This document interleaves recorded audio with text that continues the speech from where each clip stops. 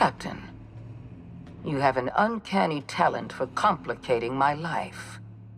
You've disrupted the balance of power. You've upset the natural order of things. You've introduced uncertainty, and there is nothing I despise more than uncertainty.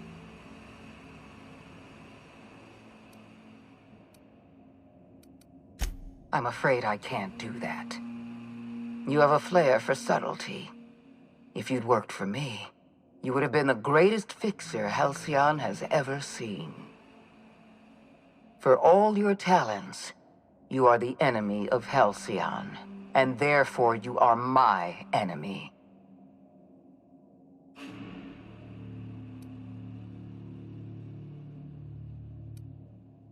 You make a nuanced and compelling argument. Here's my rebuttal. No. Dr. Wells is being held in my custody. His cooperation will prove invaluable, even if I have to beat it out of him. All that's left to do is put down this riot, arrest you, and then get on with the bloody business of saving this colony.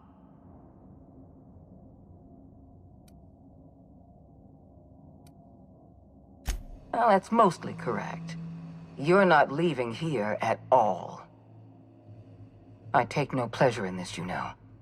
I simply have no other option. Leaving you alive is too great a risk. Goodbye, Captain.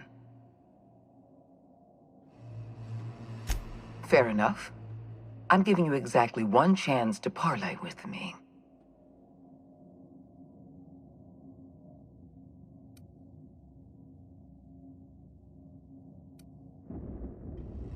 Interesting that you think I'm going to die here. I believe I'm more than capable of taking you on.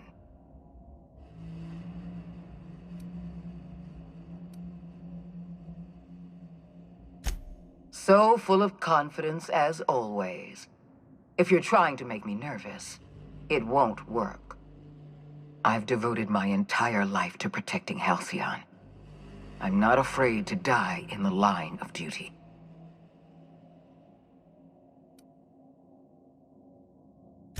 I won't be judged by you. You don't know the things I've done for this colony, the sacrifices I've made. You were always an unknown variable. I tried to recruit you, but you threw your lot in with that madman, Phineas Wells.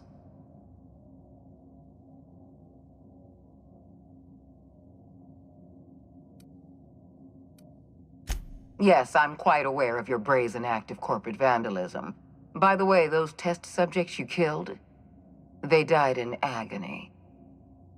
My scientists assure me they can recover the data you've destroyed. You've succeeded in temporarily delaying our research. Nothing more.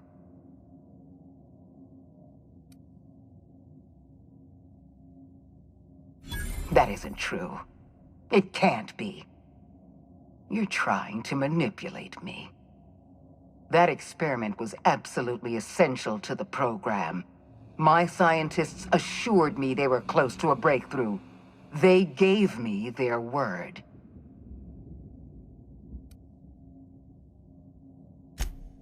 Damn you. You are telling the truth. My scientists have been lying to me, and I was stupid enough to trust them at their word. We're going to have to start all over again. All that research, all those experiments. You've set us back decades. I haven't given up on the program yet. You've caused some complications, but I can improvise. I can fix this. I haven't lost control of the labyrinth yet. Our security system is still operational. I can still put a stop to you.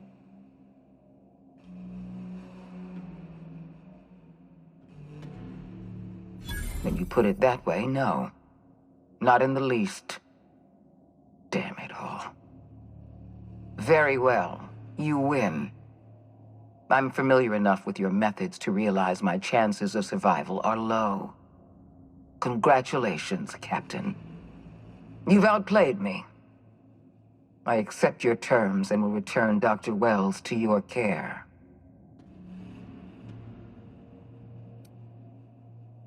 I just hope you've made the right decision. The fate of the colony is in your hands now. I bid you farewell, Captain.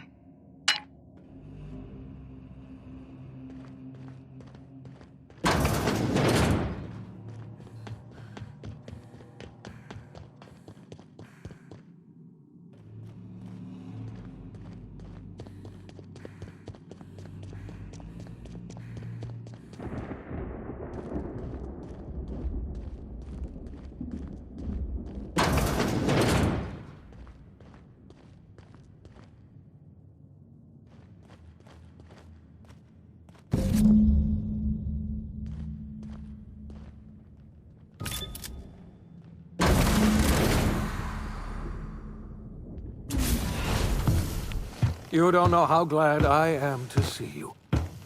You must have said something to get under Akande's skin. She's gone, and I don't think she's coming back. And you lunatic, you broke into the board's own fortress just to rescue one doddering old man. You are absolutely out of your mind, and I can't begin to thank you enough.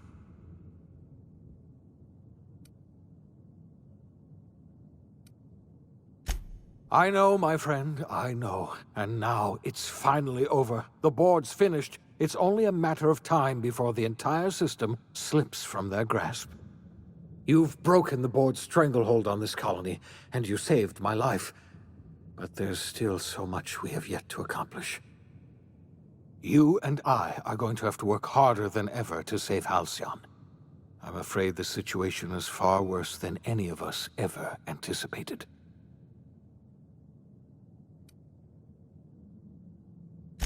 I would like nothing more than to celebrate this victory, but we have a serious problem on our hands.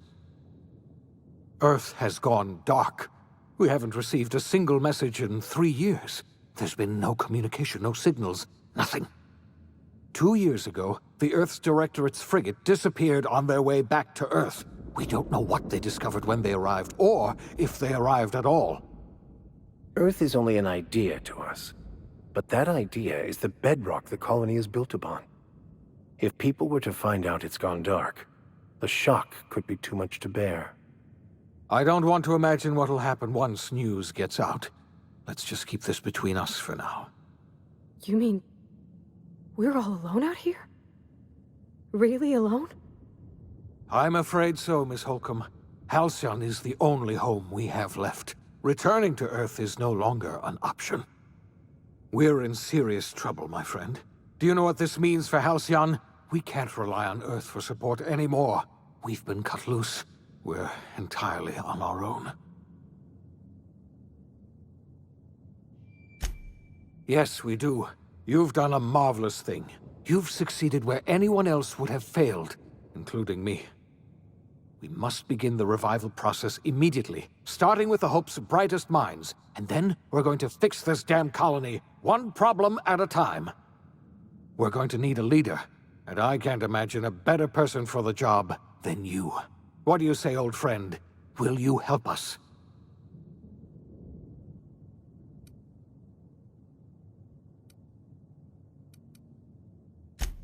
The chairman? I don't know why you let that heartless creature live, but I'll have to trust your judgment. You're the best thing to ever happen to Halcyon. If you want to take it upon yourself to lead this colony, you have my support. We're not a colony any longer, are we? Our last connection to Earth has been severed, and so we have been set free. Our future is uncertain, and no one knows what tomorrow holds. Exciting, isn't it?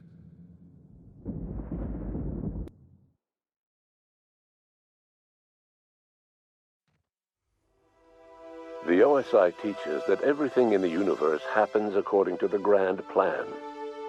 But the stranger that arrived in Halcyon was an unplanned variable. From the moment he landed in Emerald Vale, his actions altered the course of history. The events on Tartarus brought about the end of the board's authority. But the board's mistakes would haunt the colony for decades to come. The damage they left behind would require the work of a generation to repair. Dr. Phineas Wells began reviving a handful of the Hope's colonists. Engineers, scientists, technicians, and intellectuals. They were among the brightest minds the Earth had ever sent out into the stars. The Hope scientists and engineers woke up in a colony descending headlong into total collapse. With no way to return to Earth, they had no choice but to band together and devote themselves to the cause of saving Halcyon. The people of Halcyon were nothing if not hardy. In the absence of the board's authority, many of the colony's settlements banded together with a single purpose in mind: survival. Life was especially hard in the years to come. Some towns dissolved by attrition and starvation, but most of them found a way to carry on. In the years to come, Halcyon was forced to reckon with its newfound freedom. The board was gone, and for better or worse, the colony was responsible for its own destiny. Between MSI's worker-centric policies and the iconoclast's manpower, Sanjar and Zora were able to rally many of the Terra 2 townships to their cause. MSI's workforce swelled, and the iconoclasts enjoyed a significant surge in their ranks. The board was too distracted by infighting and internal politics to stop MSI from becoming a powerful corporation and a refuge for townships that might have fallen through the cracks. Consumed by paranoia, Lilia Hagen took Sublight Salvage in a controversial direction, openly accusing board officials of an extraterrestrial conspiracy. One day, an accident at the Groundbreaker's docking bay silenced her forever. Time would tell if her replacement could keep the Sublight family together. Adelaide McDevitt replaced Reed Thompson as the leader of Edgewater. She and her followers transformed Edgewater in their image.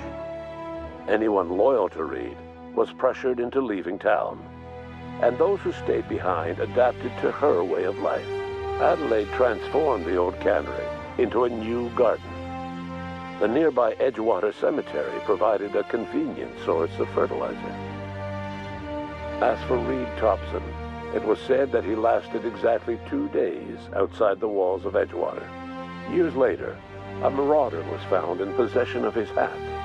Under the leadership of Junlei Tennyson, the Groundbreaker held firm against corporate influence.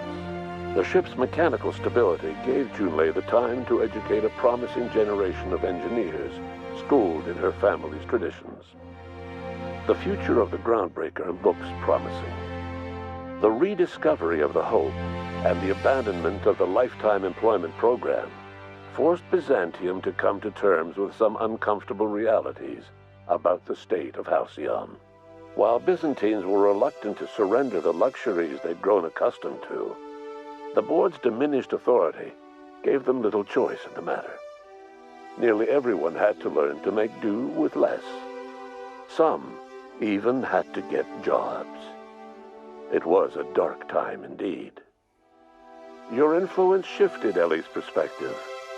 She finally admitted, albeit grudgingly, that she just might need other people. Sometimes. With a steady income from the life insurance payouts, she was finally able to afford a ship of her own. She hired a small crew and flew supply missions to communities on the fringe. Some of them were even legal.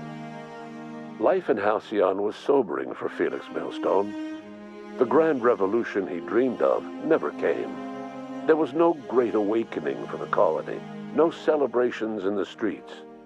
There was only the hard, desperate work of trying to repair a broken colony. Felix never had a head for numbers, but if there was labor to be done, he was there to help. Eventually, Felix realized that the work of a revolution was done with 2 hands. As much as he enjoyed his adventures aboard the Unreliable, the vicar, known as Max, eventually decided that it was time to move on, to live out the life he had sought so long to create. He knew there were many in the colony who carried burdens much worse than the ones he had struggled with, and he devoted himself to easing their suffering wherever he could. He only ever took up arms again to defend the defenseless. Unshackled from a lifetime of striving and fighting the universe and himself, Vicar Maximilian de Soto was finally at peace. Though Parvati eventually grew comfortable aboard the Unreliable, she never quite came out of her shell. She seemed to prefer the company of Ada to the crew, and she could often be found neck-deep in cables and grease, telling Ada funny stories from her childhood. While the colony fell into chaos, she found an island of relative peace with Ada, and they formed an unusual bond. She decided to remain aboard the Unreliable permanently as its chief and sole engineer. Nyoka returned to Monarch to take another crack at making a permanent life for herself. She formed the Charon Group, a mercenary outfit of ragtag survivalists and wilderness experts. Anyone in need of a guide or just looking to throw back a beer and swap stories could find her camping on the trail or clearing an infestation. The SAM unit that accompanied you spread awareness of the product line's superior sanitation and maintenance capabilities across what was left of the colony. This led to a boost in SAM unit sales. Did you know that SAM units are the longest-lasting, toughest-acting cleaning solution in Halcyon? Minister Clark was released from house arrest, and his contact with you gave him a sense of renewed purpose and vigor. Once it became clear that no help would be coming from Earth, he threw his considerable efforts and talents into helping Halcyon manage the crisis before it. It was widely suspected that Sophia Akande was the true power behind Chairman Rockwell. However, after the riots on Tartarus, she was never again seen in the colony. Various theories circulated as to her fate. Some believed she boarded an interstellar ship capable of journeying to a distant colony. Others believe she died trying to escape Tartarus. Some few suggest she fled to Monarch, where she continued to live among a small band of loyalists. There is another theory, which suggests that Sophia's encounter with you changed her, and she deliberately retreated from public view, but continued supporting the colony in secret. When Dr. Wells began reviving the Hope's colonists, he found himself with a sudden windfall of additional supplies and resources, courtesy of an anonymous donor. If Wells knew who his supplier was, he never told a soul. Chairman Rockwell served as the public face for the changes in Halcyon to come. Whenever you needed strings pulled or a voice to sell a policy change, Rockwell was only too happy to oblige. As for Dr. Phineas Wells, he spent his remaining years in his orbital lab. He eventually came to terms with his own past and was able to forgive the mistakes of his younger self by devoting his remaining years to serving the colony. Dr. Wells was able to revive many more scientists and engineers than he first expected, thanks to the additional batch of chemicals you stole from the Ministry.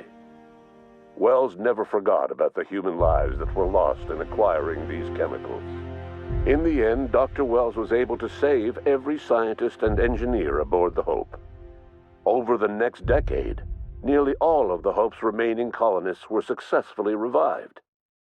Halcyon saw a period of rapid technological and scientific advancement. Breakthroughs in dietary supplements saved the colony from starvation.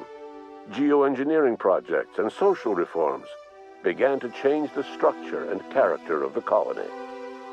Dr. Wells laid the groundwork for the project to save the colony, but he would never live to see the fruits of his labor.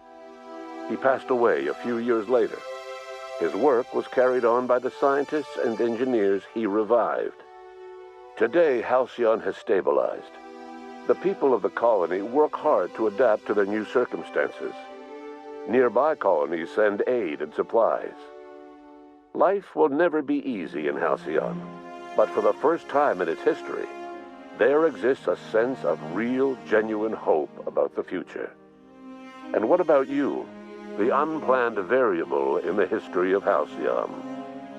You brought an end to the chaos on Tartarus and made Chairman Rockwell your own puppet, a role he was all too eager to play. The colony never realized you were the true power behind the new administration. By acting vicariously through agents and third parties, you controlled Halcyon from the shadows. As a result, Halcyon survived the turbulent years that were to follow. No one knows what's happened to Earth, and no one knows what the future has in store for Halcyon. All we know for certain is this: the name of the Unreliable and that of its intrepid captain will remain the subject of countless stories for years to come.